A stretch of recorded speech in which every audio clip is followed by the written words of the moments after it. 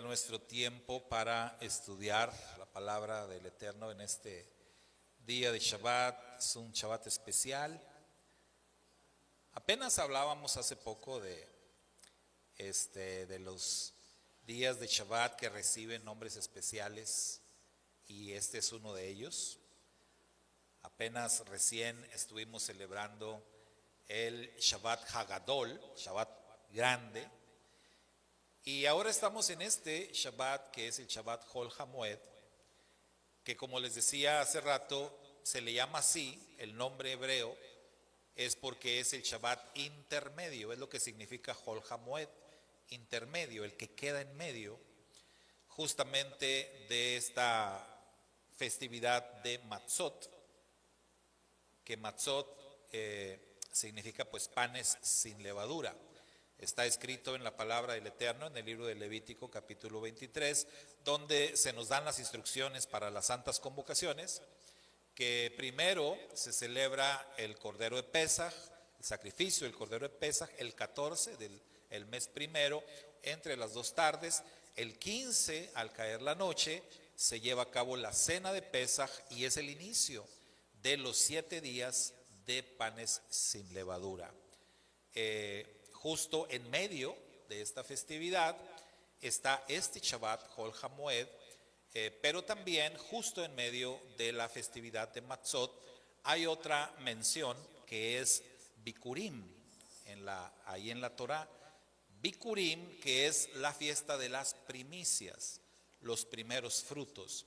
Y hemos dicho que Bikurim representa la resurrección del Mashiach, pues está escrito que su majestad Yeshua es el primogénito de entre los muertos. Él es las primicias de entre los muertos, el primer resucitado. Entonces, ahí tenemos la simbología de las santas convocaciones de la primavera relacionadas con Yeshua. Y anoche estuvimos hablando acerca del tema de justamente panes sin levadura.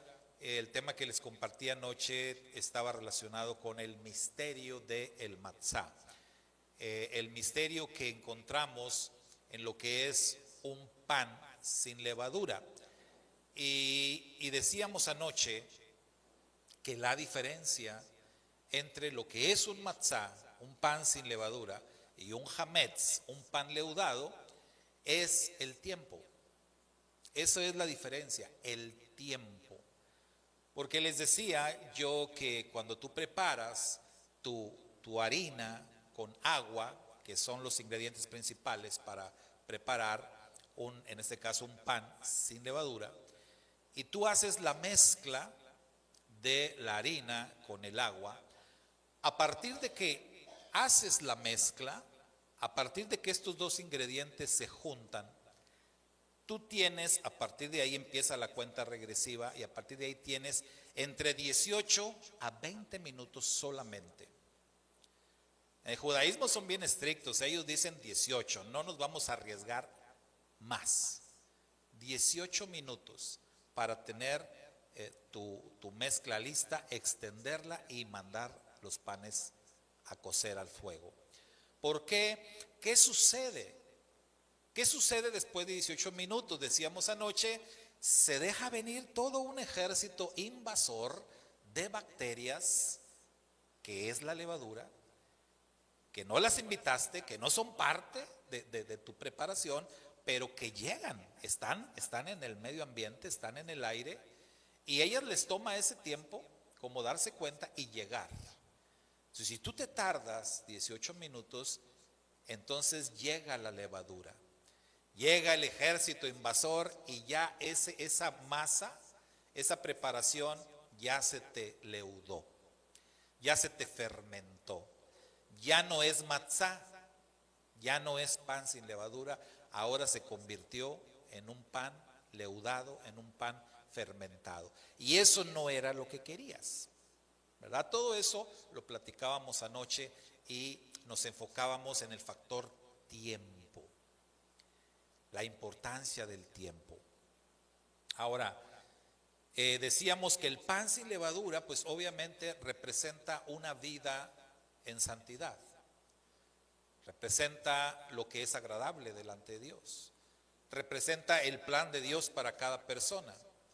Cada uno de nosotros debemos de ser como matzot, como panes sin levadura. Pero si le damos chance a la levadura que venga, que nos invada, nos convertimos entonces en hametz, en panes leudados, y eso es algo que no le agrada a Dios. Entonces, debemos de tener cuidado con la levadura, y eso es de lo que vamos a hablar hoy. De guardarnos, de cuidarnos de la levadura. Y esto es algo que Yeshua, nuestro bendito Redentor, advirtió. Él advirtió, él habló acerca de tener cuidado con la levadura, de guardarnos de la levadura.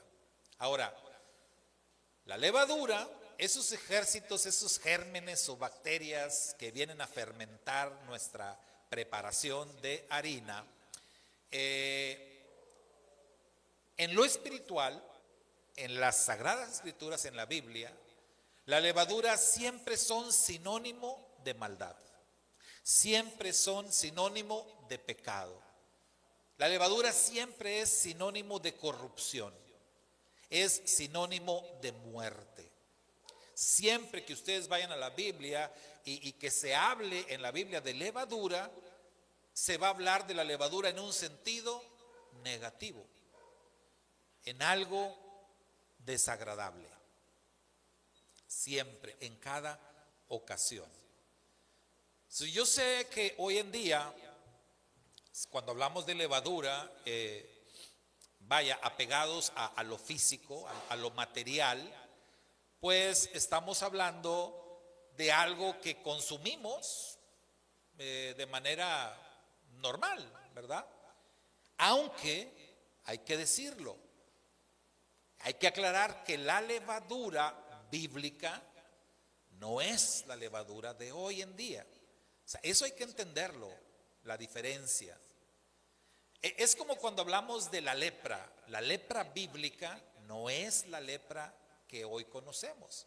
La enfermedad de la lepra que hoy, ¿verdad?, padecen algunas personas, y que es una enfermedad extraña, ¿verdad?, hoy en día. En la Biblia la lepra era diferente. En la Biblia la lepra era algo totalmente espiritual, que venía a las personas como un juicio de parte del Eterno por haber quebrantado un mandamiento. Específicamente nos enseñan las Escrituras lo que se conoce en hebreo como la lashon hara, la lengua maligna.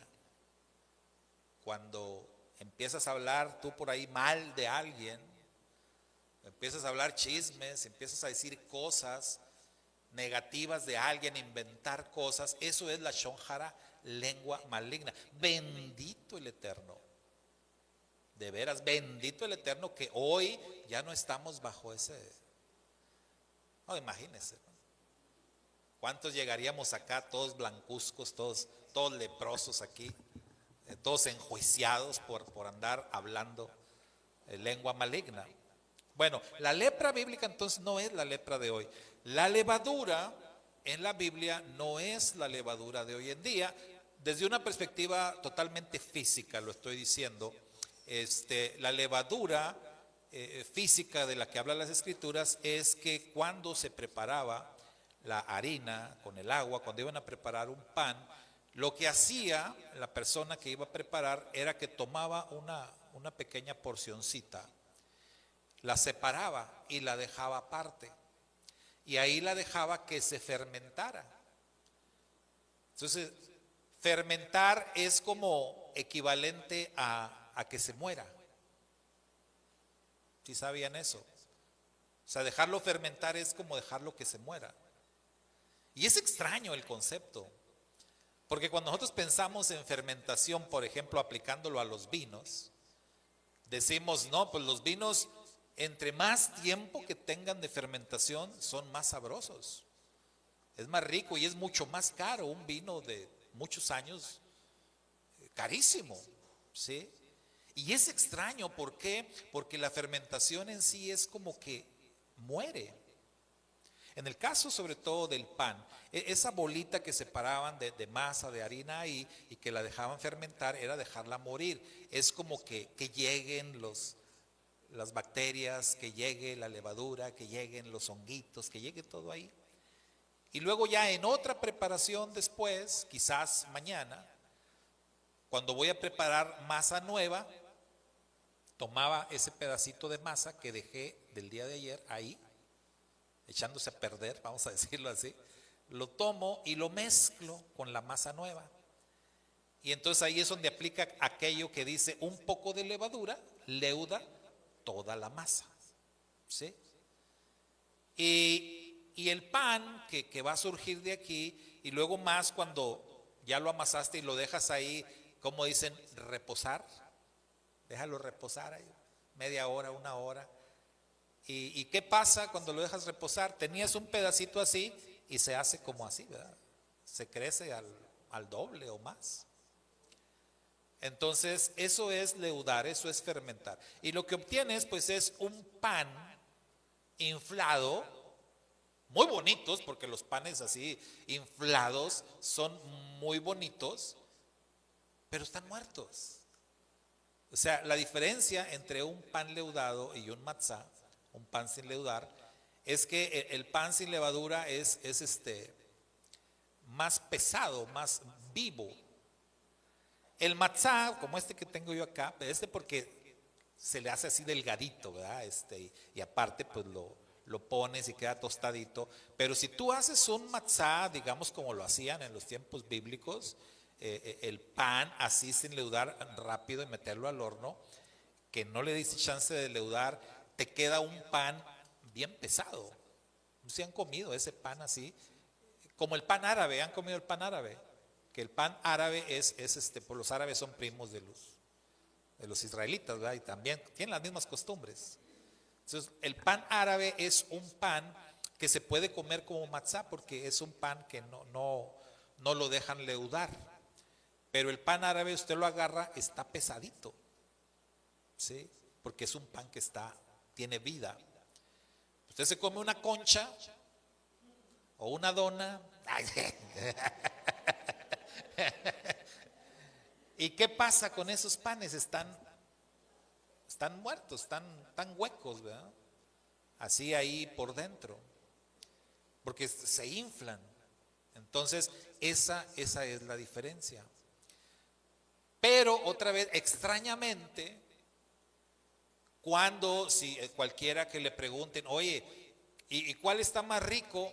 Pues vamos a decir que está más rico el pan leudado. Entonces, son conceptos, ¿no? Extraños, contrastantes, porque eso es un indicativo de que nos gusta más la muerte que la vida. Y eso está escrito en la palabra de Dios. Los hombres amaron más las tinieblas que la luz. Fíjese cómo el Eterno, nuestro Creador, le gusta jugar con los conceptos, ¿no? Le gusta armar este tipo de conceptos entre lo físico y lo espiritual. Y con ejemplos así nos lo muestra. Mira, así de simple. Tú prefieres alimento muerto que alimento vivo. Prefieres alimento que no es alimento a lo que realmente es vida. Y eso lo estamos viendo, ¿verdad? Con el hermano Lugo actualmente. Entonces, la mayoría vamos a decir, oye, qué rico, ¿verdad? Una hamburguesa con papas y la coca, qué rico, pero es muerte. Y te dan comida real, comida que sí es comida, y dices, ¿a poco eso es lo que vamos a comer? Así somos la mayoría de las personas. Y no se entristezca por eso, ni se sienta mal. Es la naturaleza humana. Tenemos la tendencia hacia lo malo. En hebreo se llama Yetzer Hará, la inclinación hacia lo malo. Nos inclinamos hacia las cosas negativas, nos inclinamos hacia las cosas que no nos convienen. Allá vamos, detrás. El Rab Shaul lo escribió, ahí lo dejó plasmado en la escritura. Lo que no quiero hacer, ¿qué decía el rey Shaul? Eso es lo que hago. Eso es lo que termino haciendo. Mijita, ese hombre no te conviene. Mira que esto y que el otro. Ay, mamá, ni te canses, ni te molestes, ni le digas, porque de todos modos, ahí se va a ir. Así le digas, mira, ese hombre es un chacal. Es, no, hombre, mijita, aléjate, córrele, cuéntaselo, que más confianza le tenga. No te va a hacer caso, porque así somos. Ahí vamos, no lo estoy diciendo. Ahí vamos a ir, nos gusta, como dicen por ahí, nos gusta la mala vida. Vamos a ir detrás de lo que nos perjudica, de lo que nos hace daño. Así somos. ¿Sí o no? De repente se oyen balazos por ahí, ¿y qué pasa? En lugar de que corras para el lado contrario, no, quieres ir a ver qué está pasando. Quieres ir, oye, ¿quién estará disparando? Pues, ¿qué te interesa? Tú córrele, protégete. No, ahí vas. Es la naturaleza humana, siempre, ahí vamos. Entonces, el Eterno nos lo ha advertido. Ahora, Yeshua nos advirtió que debemos de tener cuidado con la levadura. Y vamos a ver, hermanos, primero estos tres tipos de levadura contra los cuales nos advirtió Yeshua. Y aquí vamos a entrar en terreno de lo que representa la levadura. Vamos a dejar a un ladito ya la levadura física, lo que es del pan, y vámonos con lo que representa la levadura, que es maldad, que es pecado, que son malas actitudes, que son malas conductas. Pero hay algunas específicamente contra las cuales el maestro nos advirtió. Y si lo hizo así, debe ser por alguna razón muy especial. Es decir, tenemos que tener cuidado con el pecado en general. Pero hay ciertos pecados, hay ciertas situaciones con las que tenemos que tener mucho más cuidado porque son más dañinas. Entonces, Yeshua nos advirtió o advirtió a sus discípulos en contra de la levadura de los fariseos. Esa es una. En contra de la levadura de los saduceos. Esa es otra. Y en contra de la levadura de Herodes. Hay tres textos ahí en el Nuevo Testamento donde el maestro le dijo a sus discípulos: guárdense de esto, aléjense, tengan cuidado, no vayan a caer en esto. Ahora, ¿cuál será la levadura de los fariseos? Cuando pensamos nosotros en la levadura de los fariseos, ¿cuál será esa levadura? ¿De qué acusaba el maestro a los fariseos? Fíjese, Yeshua en una ocasión le dijo a la gente respecto a los fariseos, les dijo: en la cátedra de Moisés se sientan los fariseos, o en la silla de Moisés se sientan los fariseos. Ese es un comentario positivo. Yeshua está diciendo: los fariseos le saben. Los fariseos le saben a la palabra, conocen muy bien la cátedra de Moisés, conocen muy bien la ley de Moisés, al dedillo, ¿verdad? La conocen perfectamente.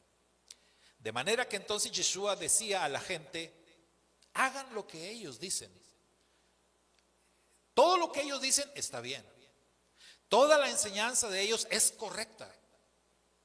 Pero había algo que estaba mal. Y entonces Yeshua completó su pensamiento diciendo: hagan lo que ellos dicen, pero no hagan lo que ellos hacen. Porque lo que ellos enseñan no lo ponen en práctica. Ellos nada más dicen, pero no hacen. Y eso Yeshua lo llamaba hipocresía. Hipocresía, o sea, ser doble cara, o tener una moral así, ¿verdad? De doble cara, o doble moral, dicen hoy en día. Como dice el Rab Shaul: a ver, ¿cómo? Tú que dices que no se debe de robar, ¿y tú robas? Pues, ¿cómo está eso? Los fariseos eran así. Y eso era lo que Yeshua señalaba, eso era lo que Yeshua criticaba y lo hacía fuertemente en contra de los fariseos. Cuando el maestro le dice a sus discípulos, tengan cuidado con la levadura de los fariseos, les está diciendo, no sea que ustedes vayan a caer en eso, vayan a caer en ese pecado. Cuídense mucho de que no vayan ustedes a ser tomados como personas de doble moral, personas doble cara. Ahora, esto, la Escritura completa la idea diciendo con razón. Digo, porque la gente, muchas personas, no todos, no, pero mucha gente de fuera nos critica sin fundamento. O sea, ya ellos, muchas personas están prejuiciadas en contra de los hermanos, ¿sí? Dicen, hombre, ese hermano es hipócrita. Ya es como que en automático. Ese hermano va a la iglesia, es aleluya, es hipócrita. Todos los hermanos, todos los que van a la iglesia son un montón de hipócritas, falsos, doble cara, etc. Bueno, eso, ok, está bien, pues ni modo, ¿qué hacemos si ya nos tienen así? Los chalones. Cuando digan toda clase de mal contra ustedes, dijo el maestro, mintiendo, ¿sí? Cuando eso pase, dijo Yeshua, ustedes son bienaventurados. Ustedes son doblemente felices, dichosos. Dichosos aquellos de los que se habla mal y se dice toda clase de barbaridades, pero que sean mentiras. Que sean mentiras. Porque si es cierto lo que la gente está diciendo, ahí sí, ya caíste en la levadura de los fariseos. Mientras todo lo que se diga de ti sea falso, tú levanta la cabeza y siéntete digno. Y qué bueno. Diría el Quijote, ¿se acuerdan la frase del Quijote que le dijo a su compañero Sancho respecto a los perros? Sancho, deja que los perros ladren. Eso quiere decir que vamos avanzando, vamos caminando, vamos bien. Si nos están ladrando es que estamos vivos, estamos haciendo bien las cosas, vamos caminando. Malo sería que no nos ladren. Entonces, la levadura de los fariseos es la hipocresía. Tenemos que tener muchísimo cuidado siempre con la hipocresía. Tenemos que ser transparentes. Tenemos que siempre hablar con la verdad. Dice la Escritura, hablad con la verdad cada uno con su prójimo. El amor tiene que ser sin fingimiento. O sea, al Eterno le molesta que finjamos. Debemos de ser transparentes. A veces hay cosas en las cuales tratamos de fingir por una buena causa. Pensamos nosotros que es una buena causa. Yo les he platicado la experiencia que tuve yo al ser, vamos a decir, educado, al ser enseñado como pastor, de que pues yo como pastor no debía demostrar mis emociones en cuanto a la tristeza. A mí se me educó y se me dijo, y varios de mis maestros, pastores que eran de la vieja guardia, ¿verdad?, de la vieja escuela, decían, como pastor tú no te puedes permitir andar llorando delante de los hermanos. Jamás te debe de ver la iglesia a ti débil, llorándose. Tú como pastor fuerte, estoico siempre. No debes demostrar debilidad. Y yo en mis adentros yo pensaba, bueno, pero pues el Señor lloró, ¿verdad? Ahí dice que el Señor lloró. Se puso triste más de una vez, ¿verdad? Lo vieron los discípulos llorar. Pero bueno, yo no iba a contradecir a mis maestros. Y yo decía, bueno, está bien, pues no voy a llorar. Pero ¿saben qué? El día que murió mi mamá, o sea, yo tuve ahí casi un colapso, porque me estuve aguantando. Me estuve aguantando y aguantando. Ahora sí que estoico, mordiéndome, ¿no? Aguantando ahí todas las emociones. Y estuve así desde que recibí la noticia de que mi mamá murió, y luego durante los servicios funerarios que se llevaron a cabo. Ahí estuve, hermano, soportando y soportando y soportando. Y todavía llegamos al panteón ya para despedir el cuerpo de mi mamá, y yo aguantando. Yo seguía sin soltar una lágrima siquiera. Así, ahí estaba fuerte, fuerte, fuerte. Y luego fueron los hermanos del coro de la iglesia donde iba mi mamá a cantar sus himnos favoritos. O sea, yo no sé cómo, yo me estaba mordiendo, ¿verdad? Oía los himnos aquellos y estaba firme, ¿verdad? Según yo. Hasta que se me acercó una hermana muy querida. De alguna manera se dio cuenta, o Dios la mandó, y ella se me acercó y me abrazó así por un lado, y con mucha ternura me empezó como a sobar la espalda y me dijo: hermano, llore, llore. Y fue como que se abrieron la llave y empecé a llorar como un niño chiquito. Tantas horas, ¿verdad? Aguantando, conteniendo, y todo porque pues me habían dicho que no había que mostrar debilidad. Cuando la Escritura nos dice que tenemos que ser transparentes. Si estás triste, pues estás triste. Pero luego muchas veces así nos educan, nos enseñan. Hay grupos, ¿no? Donde tú le dices a alguien: hermano, ¿qué tal? ¿Cómo está? Bendecido, hermano. Gloria a Dios, aleluya, amén, estoy bien bendecido. Y trae unos problemones. Trae unas situaciones bien fuertes en su vida, pero pues así le enseñaron, a que siempre tiene que contestar bendecido, a que siempre tiene que mostrarse alegre, aunque esté hecho pedazos por dentro. Eso no es lo que la Biblia dice. De alguna manera estás presentando ahí una doble cara. Repito, tú crees que lo estás haciendo por un bien, y eso es muy respetable. Pero cuando la realidad es tan pesada, que estás llevando una carga, que estás padeciendo, pues ¿por qué no ser transparente? Ahora, yo no digo que le vas a decir a todo mundo, ¿verdad?, tus problemas, tus situaciones, no.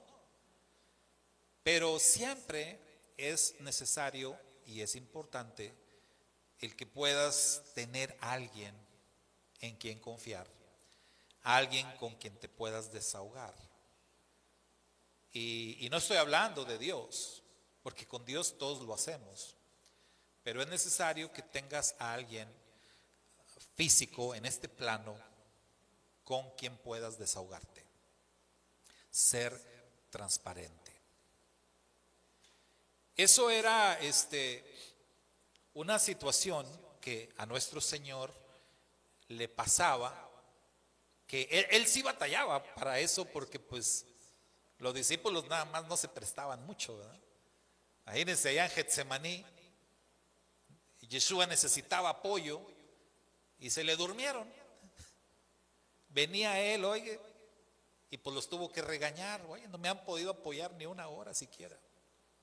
No saben lo que estoy pasando ahí.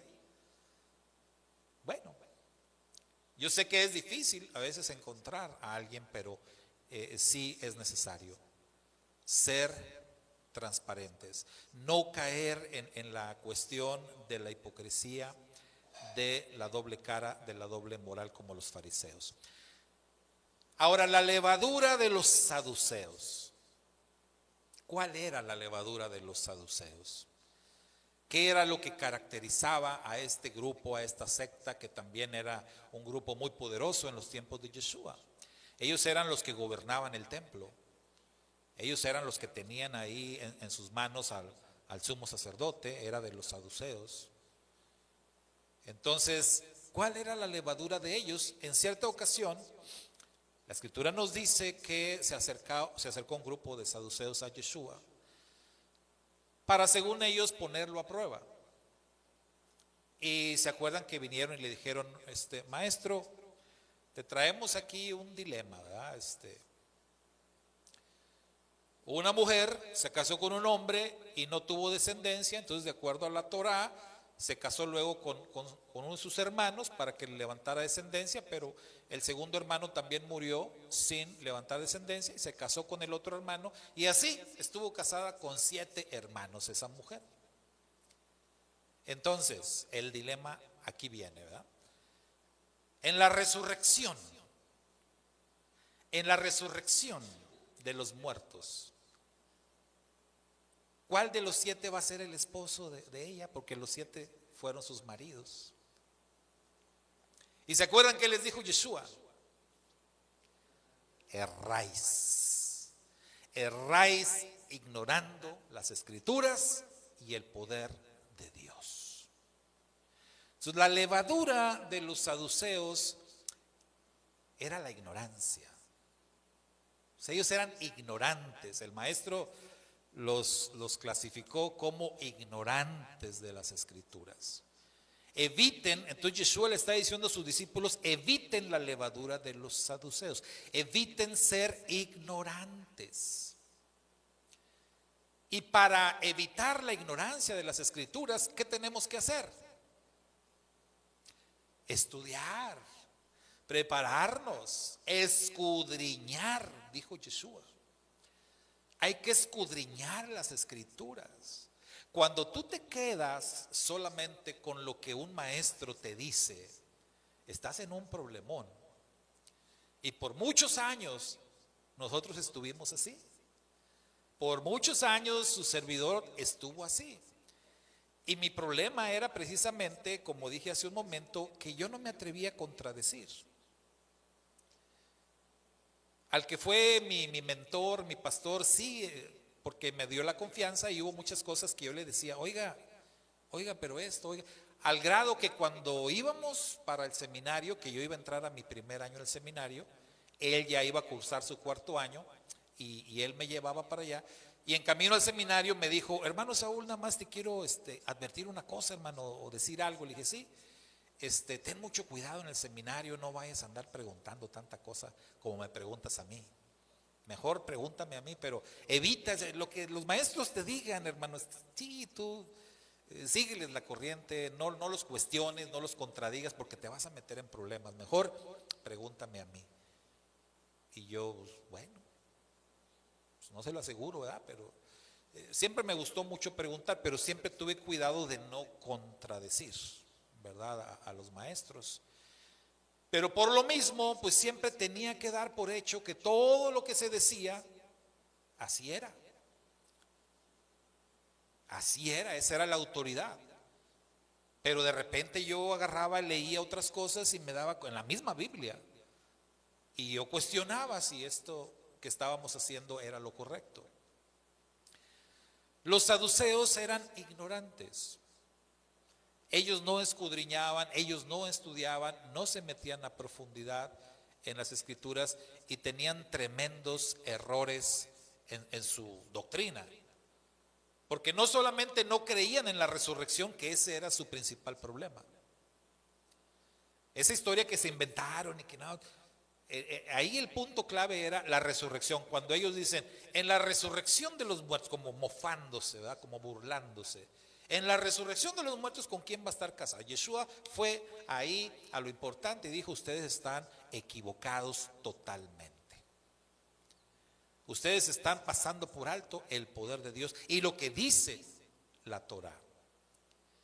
Y Yeshua los ubica, les dice respecto al tema principal de la resurrección en la que ustedes no creen, quiero que vayan a la Torá, porque extrañamente los saduceos se fundamentaban solamente en la Torá, solamente en los primeros 5 libros. Para ellos, Josué, Jueces, Ruth, Reyes, Salmos, para ellos no tenía validez nada de eso, nada más la Torá.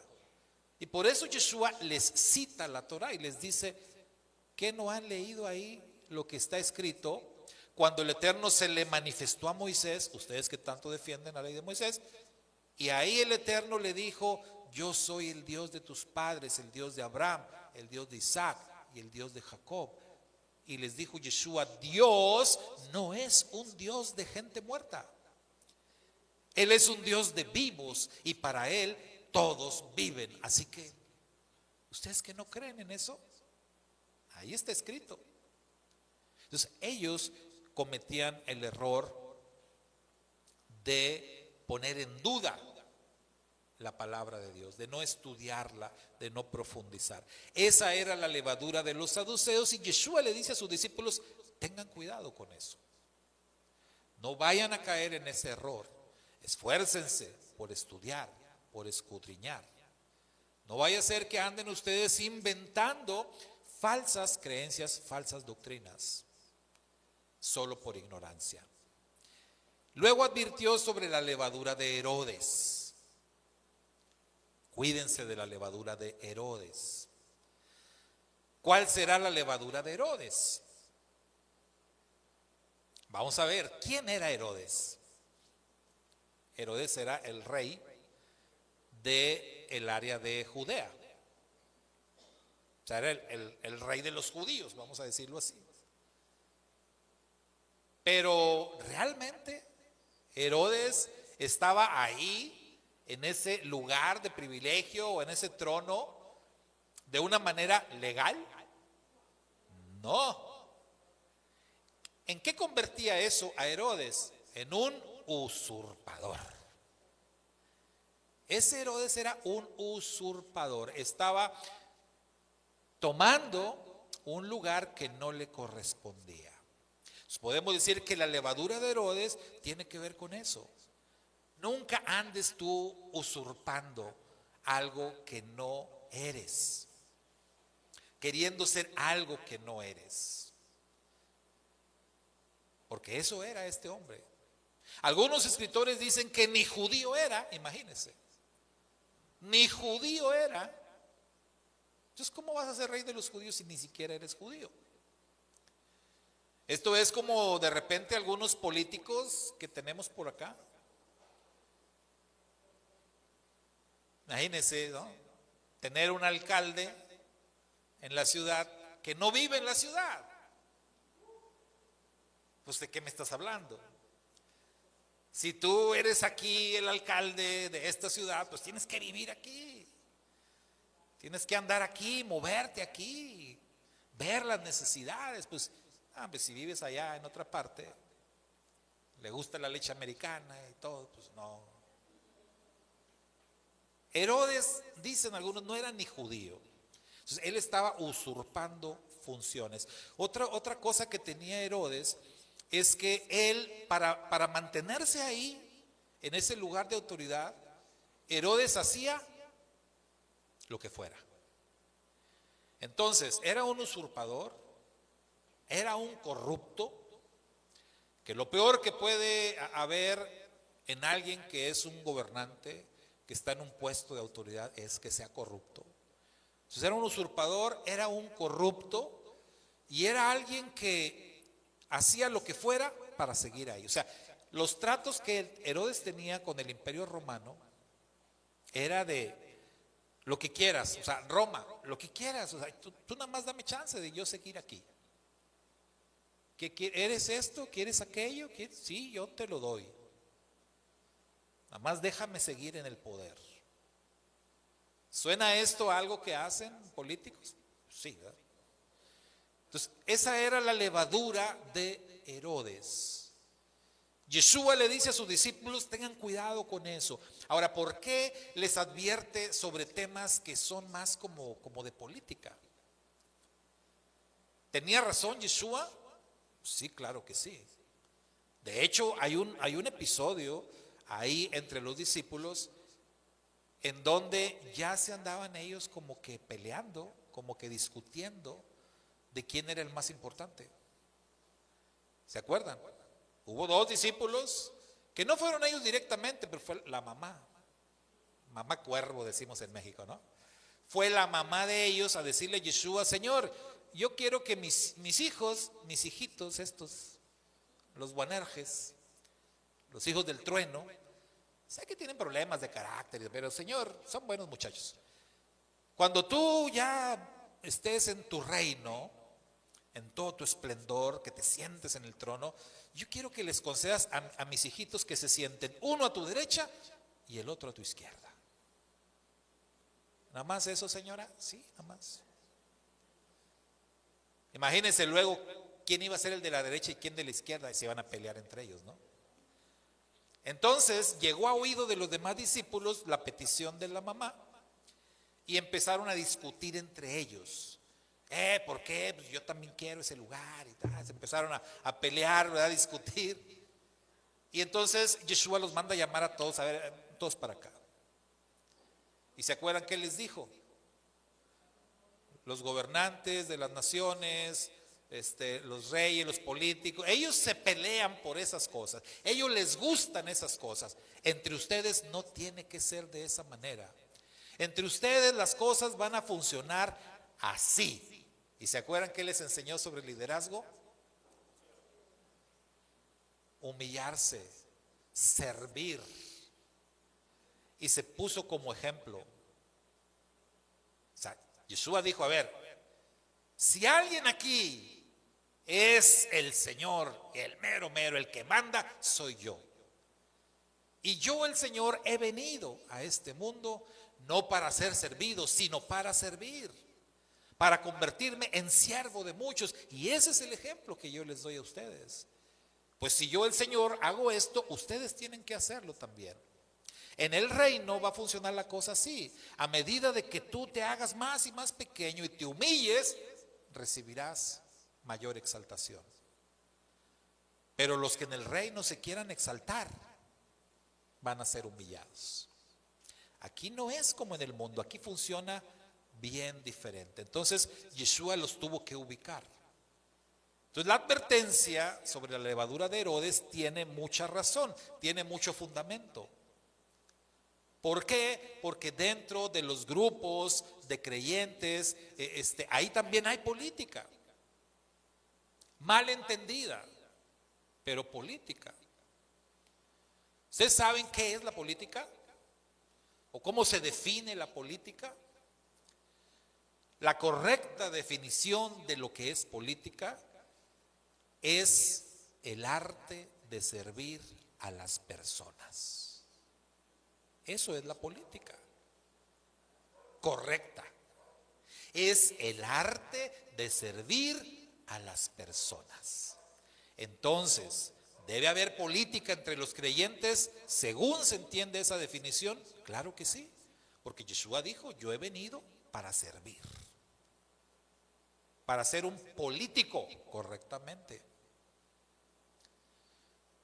Pero, desgraciadamente, las personas que están en autoridad, que están en la política, y no lo digo de ahorita, de siglos, han confundido las cosas y creen que estar en los puestos de autoridad y en los lugares ahí políticos importantes es para beneficiarse ellos, para hacerse ricos, para amontonar bien, en lugar de servir a la gente. Y eso sigue pasando. Pero desde una perspectiva correcta, por supuesto que siempre va a haber política entre los creyentes. Por eso la advertencia en contra de la levadura de Herodes. Y bueno, además de estos tres ejemplos, contra los que Yeshua advirtió, el maestro también narró una parábola sobre la levadura. Mateo 13:33. Y déjenme les digo, hermanos, que la levadura de los fariseos, la levadura de los saduceos y la levadura de Herodes sí son terribles, sí son muy peligrosas, muy dañinas, pero nada que ver con esto.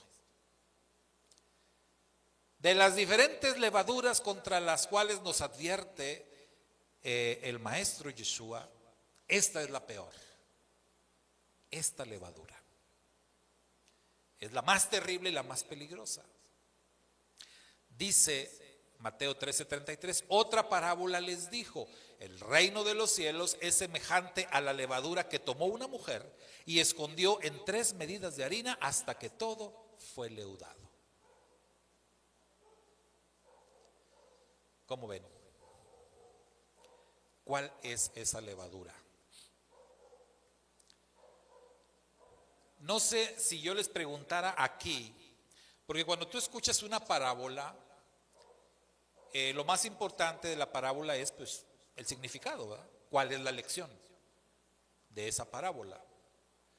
Y en la parábola es bien importante los protagonistas de la parábola. O sea, ¿quién es el protagonista de la parábola? En este caso, una mujer. Una mujer, pero no sabemos qué mujer. Nada más dice que una mujer. ¿Qué hizo? La acción de ella fue esconder en 3 medidas de harina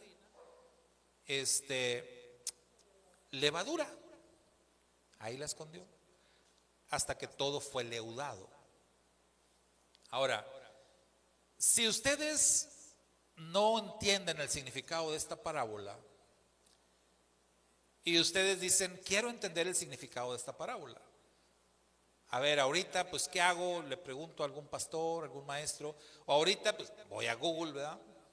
A ver, Google. Y vas a encontrar en Google muchos estudios bíblicos, muchas predicaciones sobre esta parábola, muchas enseñanzas sobre esta parábola. Y la gran mayoría, el 99% probablemente, de esas predicaciones, estudios bíblicos y enseñanzas sobre esta parábola te van a decir esto. Te van a decir que la enseñanza aquí es que así como la levadura, un poquito de levadura cuando la pones en mucha masa, logra leudar toda la masa, así también la predicación del evangelio, cuando tú le predicas a una persona, puede alcanzar a todo el mundo. Entonces, un poquito de mensaje, un poquito que tú hagas de predicación, de trabajo para el Señor, puede alcanzar un gran impacto en el mundo. Y así te la venden. Así te la van a decir. Prácticamente todos los que predican, enseñan, van a decir, esa es la enseñanza de Yeshua. Pero ¿se acuerdan que les dije al principio? La levadura en la Biblia siempre es sinónimo de maldad, de perversión, de corrupción, de pecado. Cosa negativa. La levadura nunca va a ser usada en la Biblia para algo positivo. Nunca. Porque aquí sería la excepción. Porque aquí tendríamos que tomarlo como algo bueno, como algo positivo. Porque la levadura que la mujer está escondiendo es el evangelio. O es un mensaje bueno. Porque si es así, ¿por qué lo esconde? ¿Por qué usa la palabra lo escondió? El evangelio es luz y Yeshua dijo, la luz no se esconde debajo de la mesa, ni se pone en un lugar alto para que todos lo vean. O sea, aquí se ve muy misterioso esto.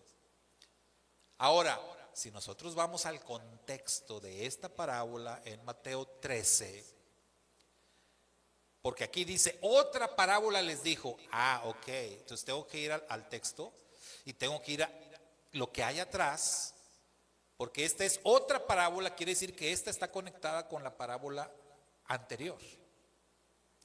¿Y sabe en qué contexto se dijo esta parábola? Esta está junto con otras 2 parábolas ahí. Y una de ellas es la de el trigo y la cizaña. O sea, esta está ahí junto con el trigo y la cizaña. Ahí ya va tomando forma, ¿verdad? Porque la parábola del trigo y la cizaña es que el Señor sembró trigo, el enemigo vino y sembró cizaña. Ya ahí, si yo hago una relación, una comparación, a ver, la idea del Señor era hacer unos panes, unos matzot, unos panes sin levadura. Pero vino esta señora y nos metió levadura aquí. La escondió para que no la viéramos ahí entre la masa y nos echó a perder la masa. Sí, ya va tomando forma cuando lo relaciono con la parábola del trigo y la cizaña. La otra parábola que está también allí en contexto, son 3 juntas que hablan de lo mismo, es la parábola que también es mal entendida y mal enseñada, la de el grano de mostaza. Porque esa también, ¿verdad? Esa también luego la malinterpretan. A la parábola de la semilla de mostaza que se sembró y creció y se convirtió en un árbol enorme, frondoso, grande, ¿verdad? Que subió hasta el cielo y que luego las aves del cielo vinieron y anidaron allí, allá arriba en las copas del árbol. Y muchos ven en esa parábola también algo positivo. No, no es positiva. Hay que tener entendimiento, no hay que caer como los saduceos, lo que veíamos ahorita. Hay que profundizar. Entonces, para empezar, desde una perspectiva totalmente natural, la semilla de mostaza ¿produce un árbol? No, nunca vas a tener un árbol de ahí. Es diferente, ¿verdad? Una hortaliza, pero no un árbol. Desde ahí tú ya ves que algo está mal. Y habrá quienes digan, no, hermano, pero es que está utilizando una figura, eso es una figura. No. Ahí hay algo que está mal. Porque el grano de mostaza no me va a dar un árbol gigantesco. Y hay otra cosa. Vinieron las aves del cielo a hacer nido allí en ese árbol. Y cuando en el contexto se me habla de las aves del cielo, eso no es algo bueno. Las aves del cielo, ¿con qué se comparan? ¿A qué se refiere? Es el Satanás, son los demonios. Un sembrador salió a sembrar y parte de la semilla cayó en el camino y vinieron las aves y arrebataron. Y cuando el mismo Señor explicó ¿qué representaban las aves del cielo? Él dijo, es el Satán, el que viene y arrebata eso. Es el mismo contexto, Mateo 13. Ahí está la parábola del sembrador también. Entonces las aves del cielo que vienen y hacen nido en el árbol, un árbol que no debería de ser árbol, ahí ya se nos está hablando de una mezcla extraña. Se está hablando de una cosa como un mutante. Se está hablando de algo, ¿cuál es esta palabra cuando mezclas? Sincretismo. Se está hablando de sincretismo, una mezcla ahí rara, desagradable, abominable. Una semilla de mostaza que dio un árbol gigantesco y vienen las aves y es como que es una abominación eso. No debería de existir, pero existe. Ahora les llaman mega iglesias. Ahí están, que se elevan hasta el cielo. Pero las aves del cielo están ahí, viven ahí, tienen sus nidos ahí, tienen su lugar y nadie las espanta y nadie las corre, ahí están. Ese es el contexto de esta parábola. Entonces, ¿quién es la mujer que esconde levadura en una masa que debería de ser para preparar panes sin levadura? Y ella viene y nos mete levadura. Definitivamente esto no es algo bueno. El Roe Joseph Sánchez Vilchis, ¿lo conocen? Algunos lo conocen, ¿verdad? Al principio que empezamos esta aventura aprendimos mucho del Roe Joseph Sánchez. En su comentario que él tiene de la Biblia verso por verso, que el Padre lo bendiga, ¿verdad? Imagínense hacer un comentario de toda la Biblia verso por verso, en perspectiva hebrea, es una maravilla. El Roe Joseph Sánchez se va a la parte, diríamos, secreta, a los códigos en esta parábola. Y fíjese cómo el Señor se lo mostró, ¿verdad? Así como lo plantea. Él dice, a ver, Tenemos ahí una mujer que esconde 3 medidas de harina. 1 más 3 igual a 4. Fíjese el razonamiento, ¿no? 1 más 3 igual a 4. En el mensaje a las 7 iglesias del Apocalipsis, la cuarta iglesia a la que se le envía el mensaje es la iglesia de Laodicea. ¿Ustedes saben cuál era la iglesia de Laodicea? De las 7, la peorcita. La peor. Ni siquiera Sardis, que es la muerta. Porque Sardis recibe palabras de esperanza, como que pues, tienes chance todavía. Pero Laodicea es la iglesia tibia. Por cuanto no eres ni frío ni caliente, eres tibio, te vomitaré de mi boca, me das asco. Eres una abominación. Es el mensaje a la Odisea. Y lo que pasaba en la Odisea es que había una mujer ahí, llamada Jezabel, que ahí no sabemos si es se está tomando a la Jezabel del Antiguo Testamento o realmente se llamaba Jezabel, pero hay una mujer ahí en la Odisea, Jezabel, que enseñaba a los creyentes de la iglesia pues a pecar para acabar pronto, ¿no? A comer de los sacrificados a los ídolos, a que les enseñaba inmoralidad, que les decía, no, está bien, no pasa nada, o sea, podemos aquí como iglesia hacer de todo. Y entonces ella, ¿qué estaba haciendo? Lo que dice la parábola, meter levadura en la masa con una buena intención. Digo, la masa buena intención, ella no. Y el Roe hace este razonamiento, hizo esta conexión, y la verdad que cuando lo analizas, pues encaja, sí encaja perfectamente. Y lo toma de 3 más 1, 4, y yo me quedé, wow. Pero bueno, si el Padre así se lo mostró. Lo cierto es que esta parábola es una advertencia. Cuídate de esta levadura. Entonces, ¿qué representa esta levadura? Esta levadura representa prácticas que están dentro de las congregaciones, prácticas que han llegado, que se han metido dentro de las iglesias y que no son otra cosa sino levadura, maldad. Si nosotros vamos allá a la primera carta del Rab Shaul a los Corintios, capítulo 5, y con esto vamos a terminar. Acá les escribí 1 Corintios 5, versos 6 al 8. Le puse ahí mi versión porque la escribí parafraseada. Y entonces esta versión dice, no es bueno creerse puro y perfecto. O sea, de entrada, si en una congregación o si existe una congregación donde todos se creen puros y perfectos, pues ya, estamos mal. Estamos mal ahí. No es bueno creerse puro y perfecto. Dice el Rab Shaul, ¿no saben que un poco de levadura fermenta toda la masa? Entonces, ¿qué hay que hacer? Él está hablando de una congregación que era Corinto, que de las congregaciones que aparecen en el Nuevo Testamento, Corinto era muy conflictiva. ¿Cuántos pecados había en Corinto? Todos los pecados, el que quieras, ahí había de todo.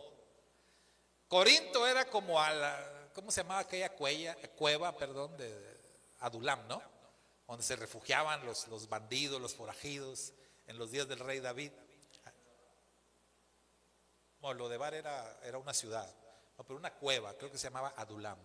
Luego la buscamos. Pero bueno, Corinto así era como un pueblo de refugiados, donde todos los bandidos, todos los peores, ahí se reunían en Corinto.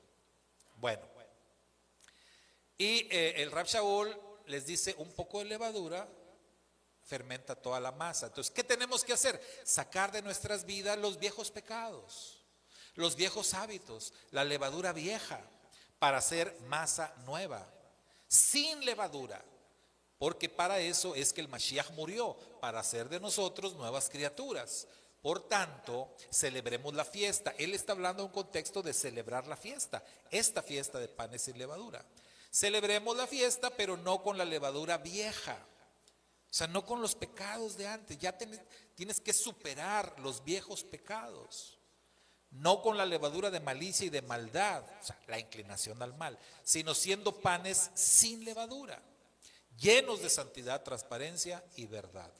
De lo que se trata la fiesta de Matzot, y lo dice el Rab Shaul, es, mi hermano, tener bien claro el enfoque sobre lo espiritual, sacar la levadura de nuestra vida, es dejar de practicar los viejos pecados, los antiguos pecados. No estoy diciendo que no es importante la parte física, no estoy diciendo eso, porque sabe que si no somos capaces de guardar las cosas desde la perspectiva física, porque lo físico es lo más fácil, lo físico es lo más fácil. Dejar de comer harina por 7 días es la parte fácil, créame. La parte difícil es esta. La parte difícil es sacar el pecado de tu vida. La parte difícil sería, por 7 días no voy a abrir mi boca para ofender ni para criticar. Esa es la parte difícil.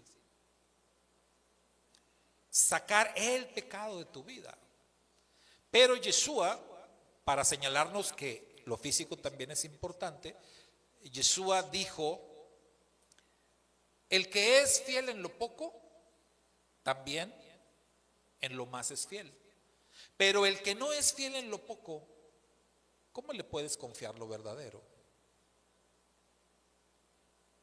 O sea, vamos a verlo desde esta perspectiva. Y viene una parashá que nos habla acerca de las leyes kosher, las leyes alimentarias.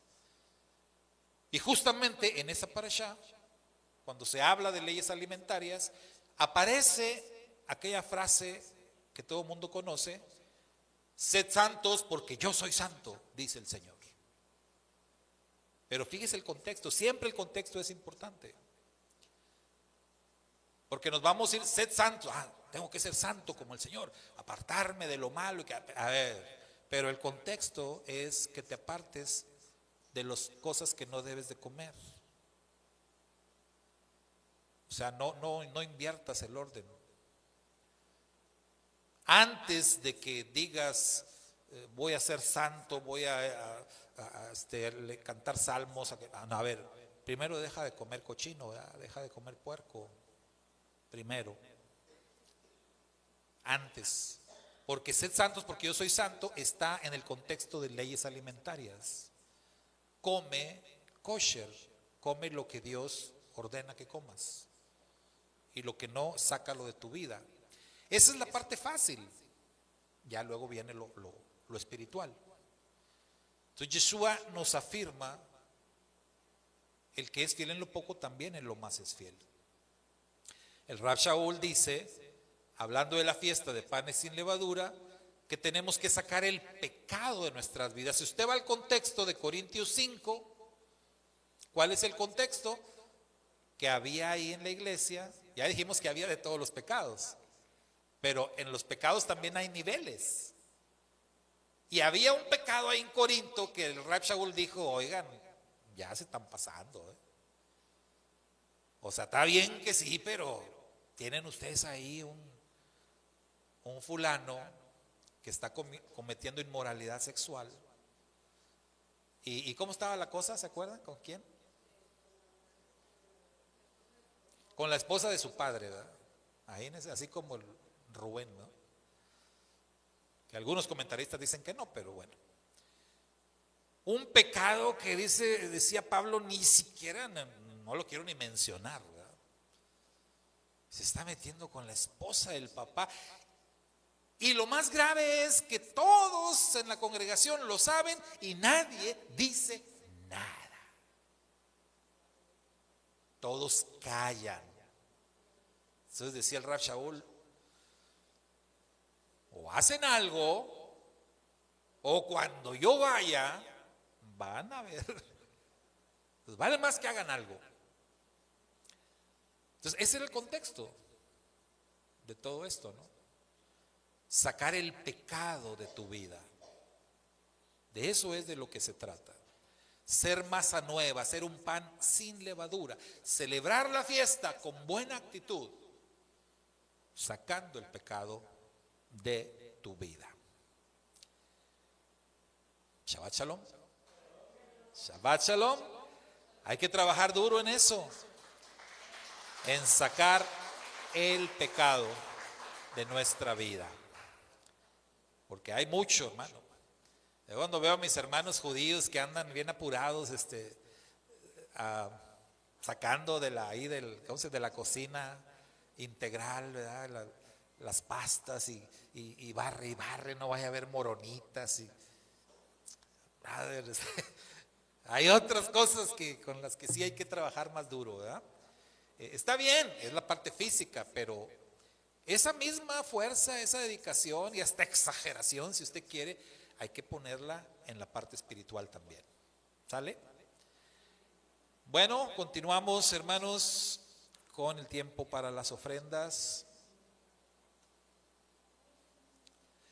Y cuidado con la levadura.